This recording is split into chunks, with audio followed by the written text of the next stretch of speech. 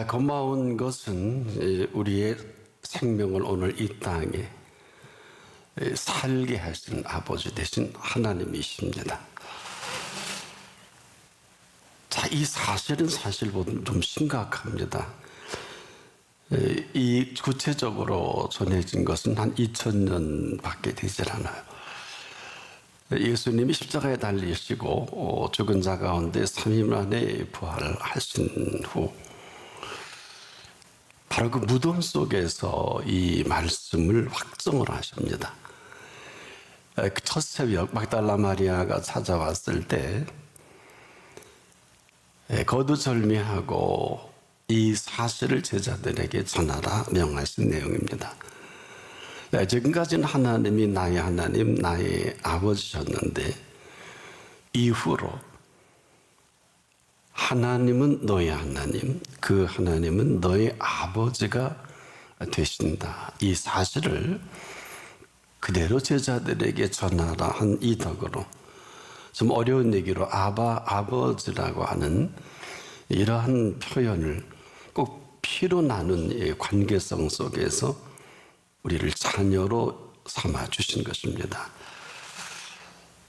자, 이 사실에 대한 이 반응이 삶이다. 이래도 지나치지 않아요. 이 사실은 이 세상에 이보다 더 위대한 놀라운 일은 없기 때문에 많은 그 사람들이 고민을 했던 것 같아요. 가장 그 짧은 내용과 글로 어떻게 이 사실을 드러낼까? 헬라어에 보면 유앙게리온이라는 단어가 있습니다. 이것을 그대로 직역을 하면 기쁜 소식이다. 이 기쁜 소식으로 가득 채워진 이 삶을 살 수 있도록 그 길을 열어놓으신 것이죠. 공짜는 아니에요. 이 피값으로 우리에게 열어놓으신 이 사실로 저나 여러분이 이 시간 이후 살 것이냐, 그렇지 않을 것인가. 그리고 이 사실에 대한 각자의 얼마나 감격하고 감동하느냐가 그분이 지금도 부활하신 생명의 실체가 될 것입니다. 그래서 인생은 여기 어떤 모습으로 답을 하느냐, 과연 이런 은총으로 사느냐 그렇지 않느냐가 관건이지 뭘 하고 안 하고는 별로 의미가 없습니다. 이걸 모르면 사람이 계속 뭘 모르는 소리 하다가 인생을 마감하고요. 또 헛소리를 많이 하죠. 헛된 소리. 근데 이 삶의 그 마지막 시간에 헛소리에 아주 익숙한 삶의 습관을 살던 사람이 헛되고 헛되며 헛되고 헛되니 모든 것이 헛되도다. 당연한 일이죠. 그때서야 알게 된 이 사실이죠. 그래서 지금도 이 사실이라는 것은 몰라도 되는 건 아니에요. 모르는 비극처럼 통곡할 일은 없을 것입니다. 그래서 사람이 죽으면 통곡을 하는 거예요. 인간의 죽음은 그럴 일은 아니에요. 그것도 본인 마음이죠.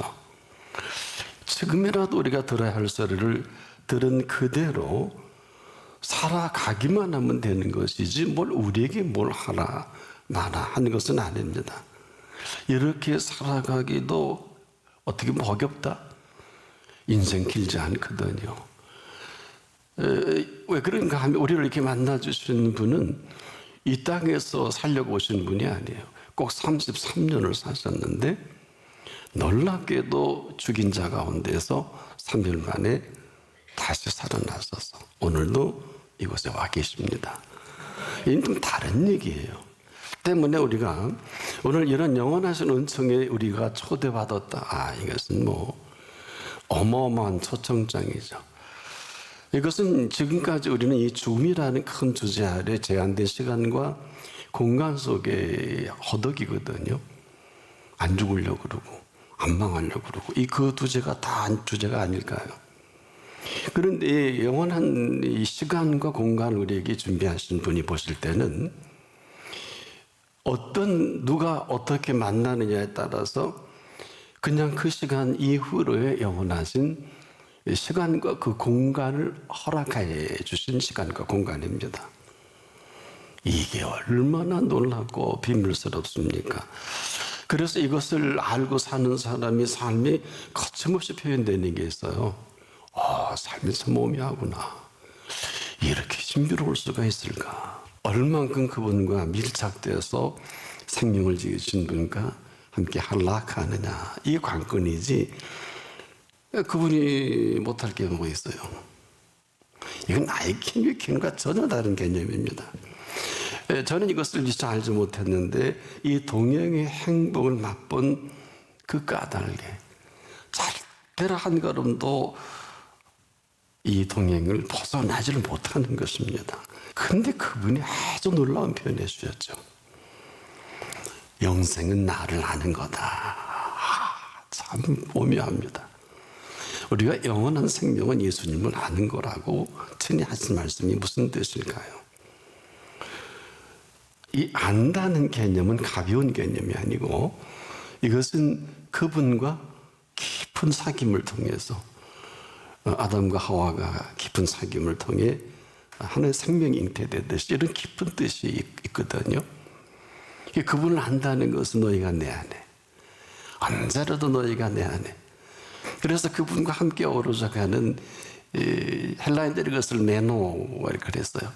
같이 살아간다는 이 사역동사를 쓰게 되었는데, 그래서 영생은 사귐을 통해서 오늘도 제한된 시간과 공간이 아니라 언제라도 시간은 그분의 시간이고 공간도 그분이 지어놓으신 이 공간 속에 이걸 알게 하셨다. 이것은 놀라운 일이죠.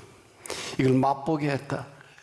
이건 정말 판타스틱 아닐까. 이제부터의 시간과 공간이 이 땅에서의 시간과 공간이 아니라 그 시작하신 시간과 공간이 아니겠느냐. 이런 사람에게 늘 이것이 애호싸고 있어요. 그래서 이것은 아는 이만 알고요, 보는 이만 볼 수 있는 이 세계를 욥이 10장째 다 온 재산 다 탕진하고 배운 진리예요.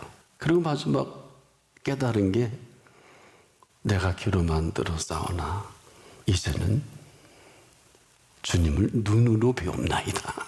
근데 이 볼 것을 제대로 본 욥이 이제 주를 배움나이다 하고 10자녀를 다시 주시고 모든 걸 재산은 갑절로 허락하시고 욥이 마감이 되는 것은 뭘까요? 그분이 지금도 살아계시다는 거예요. 그분이 우리의 생명의 주인이시라는 거예요. 생명을 함부로 여겨서는 안 된다. 그런데 이분 속에 주시는 이 땅을 사시는 동안에 그분은 무슨 생명을 사셨을까? 바로 이러한 오묘한 생명의 신비로 무릇도 걸어주시고 38년 된 병자도 거두절미하고 네 자리를 들고 걸어가. 썩어 시신이 냄새나는 나사로를 향해 4일씩 돼도 나사로 이름 불러 그 사람만 부르니 다행이지 공동묘지 가서 나오라 그러면 다 나왔을 거예요. 다행히 그 이름을 불러주신, 이것은 지금도 다 이게 심각한 게요, 제자들도 3년 동안 이걸 못 알아들었어요. 뭐 박사들, 대제사장, 서기관들, 장로들, 뭐 이 사람들 다 못 알아들었어요. 알아들었으면 알아들은 값을 할 것입니다. 대화 자체가 이분은 우의 얘기를 하는데 하늘나라 삶을 얘기하는데 우리는 지금도 이 땅의 얘기만 하니까 말귀를 못 알아듣는 게 이렇게 비참한 거거든요. 예수께서 이것을 그렇게 안타까우신 거예요. 그래서 이것을 지금까지 말씀드린 이것을 아주 간결하고도 짧은 언어로 이렇게 표현한 거예요. 천국은 마치 밭에 감추인 보화와 같으니 사람이 이를 발견한 후 숨겨두고 기뻐하여 돌아가서 자기의 소유를 다 팔아 그 밭을 산다니라. 이게 다예요. 밭에 감춰놓았기 때문에 다 똑같은 밭인 줄 알잖아요. 근데 이 밭에 감추어진 이 보화를 이 사람이 발견했다는 것은 그만큼 여러분 돈벌이와 출세에 다 생애를 허비하는데 이 사람은 이 값진 보화를 삼지사방에 찾기 위해서 뭐 온 심혈을 기울인 사람이란 말이에요. 그러니까 남과 가치관이 다르잖아요. 가치관은 직권이니까. 발견했어요. 와! 표현이 참 재밌네요. 숨겨두고 숨겨두고. 또 그 다음에 또 더 재밌어요. 왜? 기뻐하고. 이 사람이 한 번도 기쁨을 갖지 못했는데 숨겨두고 기뻐요. 돌아가서. 뭘 했을까요? 고민했겠죠. 뭘? 어떡할까? 저 보화를 돈 주고 사야 되나? 아니면 밭대기만 사면 될까? 안 그래요? 근데 자기만 알아. 그 밭을 사야 돼. 얼마나 많은 고민과 고뇌와 얼마나 많은 시간을 준비했을까요? 이렇게 제 얘기하게 된 본문이 쉽지 않죠. 그럼 원래 그래. 도하면 도해지. 그런데 내가 일평생을 이렇게 찾았는데 다 한 번밖에 없는 기회인데 이거 어떡하지? 얼마나 좋으면 숨겨놨을까요? 본데 숨겨 있잖아요. 밭에 가면 주인 뭐하니까. 그렇죠? 아무도 몰라요. 천국이 그런 거예요. 야, 이거 끝나면 어떡할까? 나 같은 게 보화를 살 수는 없고 밭은 살 수 있는데 두근두근 됐을 거예요. 주인이 여러분 그걸 알면 가만히 있겠어요? 야, 이 도둑놈아, 이게 어느 보화인데 네가 밭만 살려고 그러지? 안 그렇겠습니까? 주인도 몰라요. 밭에 감추어진 보화입니다. 얼마나 기쁜지 숨겨두고 기뻐하여 돌아가서 오직 그 밭만을 생각합니다. 여러분 얼마나 기쁘고 좋은지, 얼마나 기쁘고 좋은 이걸로 정리한 게 뭐냐면 내 재산을 다 정리해 봅니다. 얼마나 있을까? 그래서 자기의 소유를 다 모아놓고 고민했을 거예요. 이거 주인이 안 팔면 어떡하지?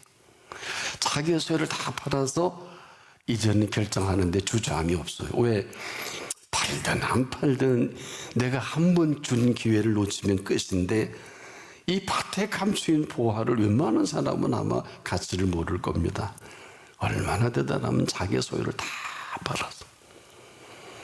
여러분 이 사람의 노력과 수고를 본다면 재산이 꽤 많은 사람이에요. 여유가 있으니까 그 보화를 찾으러 다니는 사람 아닐까요? 그런데 결정을 내린 내 전 재산 다 팔아서라도 그 밭만 살 수 있다면 뭘까요? 늘 준비된 사람이다. 늘 준비된 사람을 준비하신 그분은 찾고 계시는 거거든요.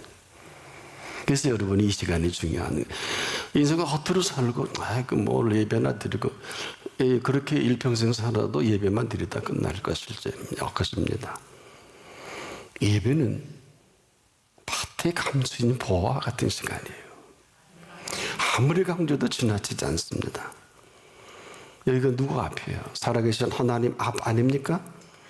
이 가치 있는 이 가치를 만나지 못한 사람은 별 볼 일 없는 가치에 전부를 드라이브를 걸 수밖에 없지 않겠습니까? 저는 그 동의해요.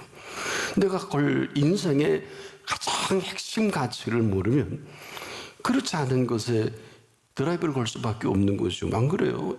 인생이 별거 아니니까. 아니요. 우주보다 정교하게 지으신 생명입니다. 제가 살아보니까 우주보다 더 정교하게 지으신 이 생명이라 사랑도 아주 사랑도 대단하고 미움도 대단하고 시기도 대단한 모든 걸 다 갖췄어요. 사랑은 죽음까지 간 것도 있고요. 그래서 그런 표현한 거예요. 너는 나를 인같이 마음에 품고 도장같이 발에두라. 어마어마한 얘기예요. 이거 그냥 인간의 인성 가지고 인품 가지고 정리될 그게 아니에요. 항상 그분의 주제와 가치는 영원하신 시간과 영원하신 공간 속에 이 허락하신 생명입니다. 조심하셔야 돼요. 그래서 이 생명 가치는 아무리 강조해도 지나치지 않아요. 이 사람이 얼마나 고민하고 얼마나 공부를 많이 하고 얼마나 애쓰고 노력을 했냐면 이 밭에 감추인 보화를 발견한 후에 숨겨뒀어요. 너무 기쁜 거야. 내가 이걸 만나. 일단 갑니다. 그럼 대책 회의를 한 거죠. 어떻게 하면 이 보화를 내 것을 만들 수 있을까? 가치죠. 그래서 이 사람이 여기가 끝이 아니란 말이에요. 일단 여러분, 가치가 가진 이 가치관은 기쁨으로부터 시작이 돼요. 숨겨두고 기뻐요. 이 사람을 좀 아주 만족하게 기쁘게 할 만한 가치. 이건 다른 얘기예요. 자, 한번 정리해 보자고요. 천국은 마치 밭의 감추인 보화와 같으니. 보화 얘기가 천국이죠. 사람이 이를 발견한 후 숨겨두고 놀랍죠. 기뻐하며 돌아가서 이 부분이에요. 사람이 보통 괜찮은 일들은 일반 사람들은 여기저기 소문을 내고 기웃기웃하게 합니다. 그렇다면 이 사람은 그 가치를 제대로 아는 사람이 아니에요. 여기저기 전문가라는 명목으로 묻기도 합니다. 그 정도라면 이 사람에게는 결코 감추인 보안은 아니에요. 만일에 어느 누가 이 사실을 안다면 이걸 제대로 안 사람이 알려줄까요? 이 가치를 제대로 아는 사람이라면 절대로 다른 사람에게 말하지 않을 것입니다. 왜? 알려주면 그대로 빼앗기겠죠? 이건 미련함이에요. 어리석음이에요. 그래서 살인이 나고요, 모함과 때론 전쟁까지 납니다. 근데 이런 거예요. 알긴 알되 제대로 알지 못한 대제사장, 서기관들, 바리새인, 장로들. 이 값진 보화를 알기는 알되 제대로 알지 못하니까 돼지와 같이 씹어버렸잖아요. 물어뜯고 죽여버리잖아요. 왜? 그런데 이 사람은 온통 여기에 전부를 드라이브를 겁니다. 그래서 그가 찾는 기준이 있어요. 천국만큼. 이 엄청난 이 가치를 알거나 다른 사람의 도움이 필요한 게 아니에요. 여러분들 정말 가치를 아는 사람은 절대로 떠벌리지 못합니다. 할 수도 없지요. 이 분야에 얼마나 혼심의 힘을 기울였든지 이 사실, 이 팩트를 그냥 숨겨둔 거예요. 그대로. 그리고 이 사람은 기뻐서 돌아가서 그 발에 뭐 날아갈 것 같겠죠. 아무에게도 알리지 아니한 사람이란 말이에요. 자나 여러분이 지금 조심하고 또 조심해야 될 것이 은혜는 간직을 해야 돼요. 떠버리고 다니면 원수가 내 집안 식구 일을 다 잡아먹어요. 조심하세요. 깊이 생각하세요. 우리에게 이 팩트가 팩트라면 이것은 지금도 또 몰입을 하고 몰입을 하면서 어떠한 이 말씀을 통한 이 말씀은 말씀이 아니라 살아계신 말씀이거든요. 이 살아계신 말씀은 지금도 우리 앞에 예수님이 살아계셔서 여기 함께 하시는 것처럼 이걸 말하는 거예요. 때문에 천하범사의 기한이 있고 모든 목적이 이룰 때가 있나래. 전도서 3장 1절은 만구불변의 진리예요. 우리에게 때가 올 때 분별력이 있어 놓치지 않아야 됩니다. 이 사람은 보자마자 아무도 보지 못하게 숨겨두고 이 숨겨둔 사실 하나만 갖고도 너무너무 기쁜 거예요. 이걸 누구에게 얘기하면 안 되거든요. 이 기쁨으로 만족한 이 만족을 가지고 얼마나 많은 생각을 했을까요? 그걸 포기하면 끝일 텐데. 아주 중요한 일을 많이 해본 사람은 기회는 뒤통수만 보인다는 진리를 알고 있어요. 한번 놓치면 다시는 안 와. 이건 분명합니다.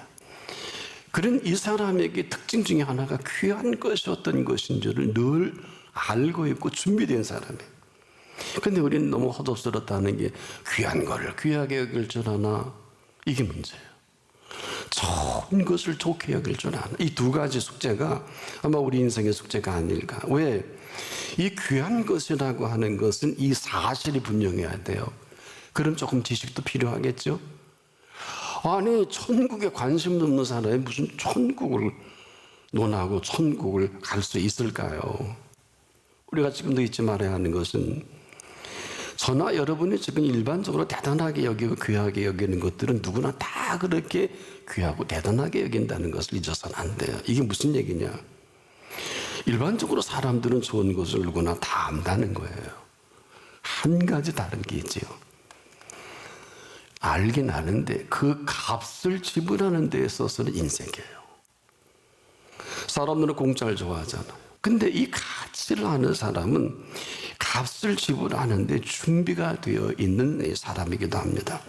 그래서 지금 사실은 우리가 분명치 못하고 결단치도 못하고 뭘 모른다는 것은 미흡하다는 것을 얘기하는 거 아닙니까? 한마디로 정말 좋은 걸 좋게 여길 줄 안다면 어때요? 좋은 것을 좋게 여길 줄 아는 사람이 누리는 것과 그 좋은 것을 누리고 좋은 것을 알고 누리는 사람이 뭐 차일까요? 하나는 천박한 사람, 하나는 귀한 것을 귀한 줄로 여기고 살아가는 아주 귀한, 천박할 수가 없겠죠. 생명만 해도 그렇습니다. 여러분이 알고 있는 생명은 어디까지일까요? 그러니까 사니까 사는 생명입니까? 아닙니다. 다른 사람처럼 사는 생명도 아니에요. 너는 only one의 사람이다. 오직 그 한 사람. 그리고 우리에게 이런 엄청난 비밀을 가진 생명의 신비이기도 한데 이건 제 입으로 다 말씀드리기 부족할 것입니다. 그런데 놀라운 거는요, 성경 66권 전체는 이 한 가지 주제로 우리에게 설명해 주시기 위해서 딱 하나예요. 생명입니다. 오직 생명 하나 때문에 말씀하신 주제입니다. 그래서 이것은 생명은 말로 할 수 있는 이야기로 한 게 아니라 오직하면 1000년 이상을 걸쳐서 이 한 권으로 생명만을 설명했을까요? 그래서 지금도 하늘 보좌를 이것도 설득이 안 되고 설명이 안 되니까 안 되겠다 싶어서 하늘 보좌를 버리고 친히 찾아주신 하나님이 인간의 몸을 입고 찾아주셨잖아요. 하도 말귀를 못 알아들으니까. 과연 이 사실을 우리가 지금도 여러분 제대로 아는 사람이 몇이나 될까? 만약 알면 천지가 개벽할 일입니다. 왜?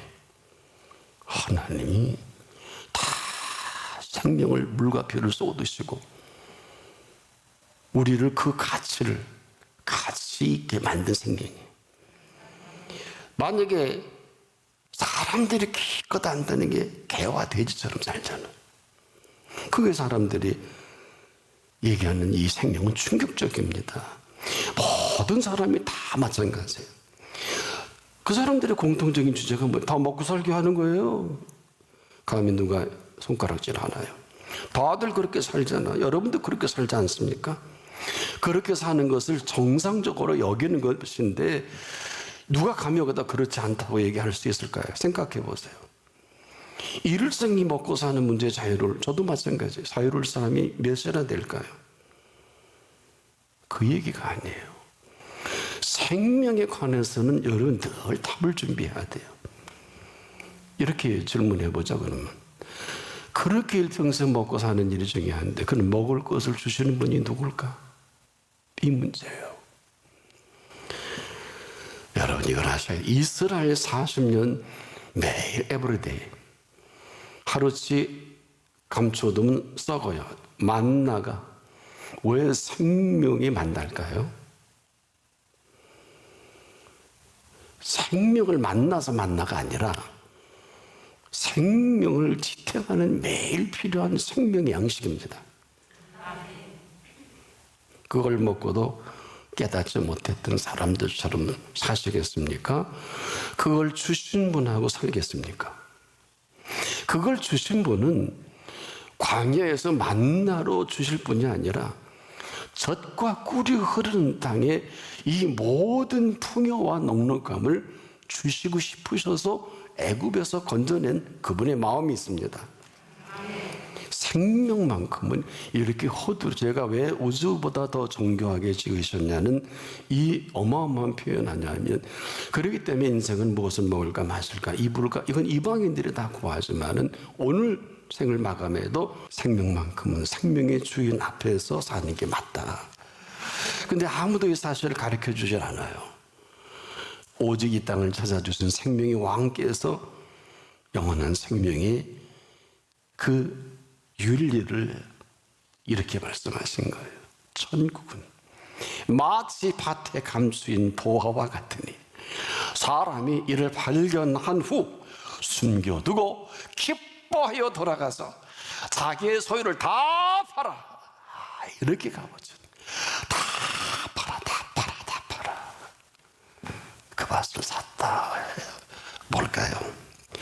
그만 하나같이 주신 모든 것에 소유에 빠져버린, 그만 소유의 마음을 다 빼앗겨버린 천국이에요. 소유의 마음을 다 빼앗겨버린 사람이 천국이 있을까요? 그 사람은 그게 천국이에요. 돈 벌어야 돼, 공부해야 돼, 무슨 소리야? 절대 안 돼. 이러고 살지 않아요? 그러면 관리가 될 줄 알고. 저나 여러분이나 모든 소유는 주신 소유지 내 소유가 아닙니다. 주셔서 이만한 것입니다. 근데 문제가 터진 거예요. 정확하게 계산하신 주신 소유라는 것입니다. 이 사실만큼 한치 양보도 못 하시겠다는 거예요. 그래서 누가 주께 먼저 드려서 갚으심을 받겠느냐? 로마서 11장 35절에 이 표현을 하신 것입니다. 그리고 36절에서는 만물이 설명을 하신 거예요. 주에게서 나와 주로 말미암고 주에게로 돌아가미라. 영광이 그에게 세세히 있으리라. 이것만큼은 그 값을 지불해야 할 생명값입니다. 내가 그 마음을 모두에게 빼앗겨버린 소유를 다 팔아서라도 그 밭을 사는 게 맞다. 바로 그 생명값 지불할 그때만이 영원한 생명살인 천국의 삶을 허락하신 천국의 삶입니다. 잊지 않기를 바랍니다. 이 시간 이후로 그렇게 살아가십시오.